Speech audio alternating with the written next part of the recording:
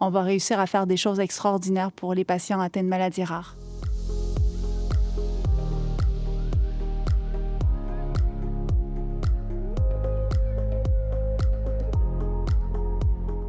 Je peux résumer cette journée en 3 mots: ensemble, confiance et espoir. Finalement, on voit bien que les acteurs de santé doivent collaborer, hein, donc c'est sur le ensemble, que chaque acteur ne détient pas la clé seul sur l'amélioration du parcours de soins des patients. Et puis, pour pouvoir vraiment contribuer à diminuer l'errance diagnostique, on se doit de travailler ensemble. Les partenariats privés et publics, avec les laboratoires pharmaceutiques et par exemple les startups. On a bien entendu toutes ces difficultés de financement et de montée en puissance des startups qui dépendent bien évidemment des partenariats avec les laboratoires pharmaceutiques. Et de la même manière, les partenariats privés-publics sont archi importants. Sur la notion de la confiance, donc on a tout eu un volet sur la donnée en santé. Aujourd'hui, l'innovation thérapeutique en elle seule ne suffit pas.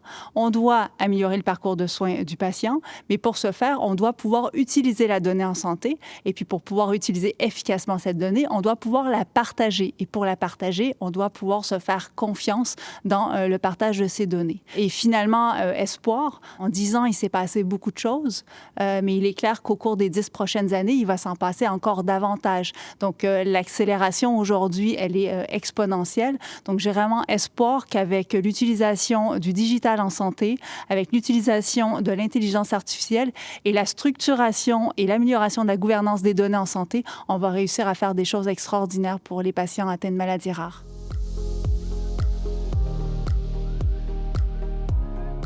Je suis particulièrement fière de diriger un laboratoire pharmaceutique et je considère que le rôle du laboratoire pharmaceutique, c'est d'être acteur de santé à part entière. Il est évident que l'écosystème doit collaborer en incluant l'ensemble des parties prenantes. Initialement, moi, je viens du milieu académique, hein. J'ai fait 10 ans de recherche fondamentale, donc je vois très bien l'intérêt d'avoir justement cette contribution de l'académique, de la recherche, des professionnels de santé et des patients.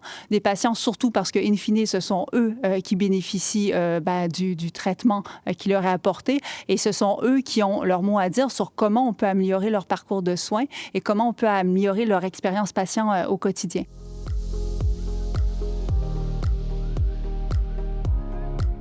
Aujourd'hui, je suis particulièrement satisfaite des retours qu'on a pu avoir de l'ensemble des participants à cette journée. Donc, collaborer et puis fédérer l'ensemble des acteurs de santé, c'est vraiment ce qui me tient à cœur dans mon quotidien, hein. Très franchement, c'est comme ça qu'on travaille chez CSL.